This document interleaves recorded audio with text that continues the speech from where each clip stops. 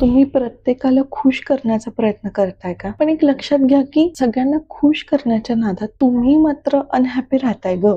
या 5 अशा गोष्टी आहेत ज्या तुम्ही फॉलो कराव्यात असं मला वाटतं. नंबर 1, प्रत्येक गोष्टीसाठी हो म्हणणं खरंच गरजेचं नाही. बघ ना, म्हणजे कोणाला वाईट वाटेल म्हणून प्रत्येक वेळी तू तुझी इच्छा बाजूला ठेवायची.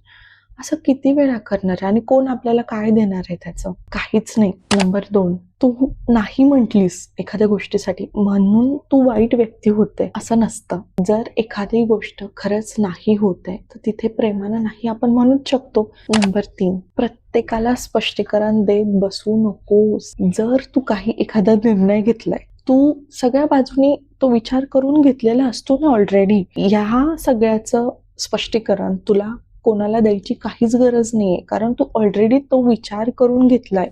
नंबर 4, दुसऱ्यांच्या अपेक्षा आणि तुझ्या गरजा यात तुला बॅलन्स करता आलं पाहिजे. घरच्यांच्या अपेक्षा पूर्ण करायच्याच असतात ग, बऱ्याच वेळा आपल्याला करायला लागतं, पण दरवेळी आपलं मन मारून त्या पूर्ण करायच्या काहीच गरज नसते, कारण त्यांच्या अपेक्षा तू 1, 2, 3 अशा पूर्ण करतेस, पण त्या अपेक्षा पूर्ण करताना तुझ्या किती तू मागे सोडतेस याचा कुठेच हिशोब नसतो. स्वतःलाही व्हॅल्यू दे. नंबर 5, सगळ्यांना खुश ठेवणं, हॅप्पी ठेवणं गरजेचं नाही. खूप जणी असं करतात की मला ह्यांचं मन मोडून जमणार नाही, मला हे केलंच पाहिजे, मला इथं उपस्थित राहिलंच पाहिजे. प्रत्येक वेळी सगळ्यांना आपण खुश ठेवू शकणार नाही, कुठेतरी आपण कमी पडणार आहोत. अगदी स्वतःला झोकून देऊन सगळ्यांना खुश ठेवणं हे खरंच गरजेचं आहे का?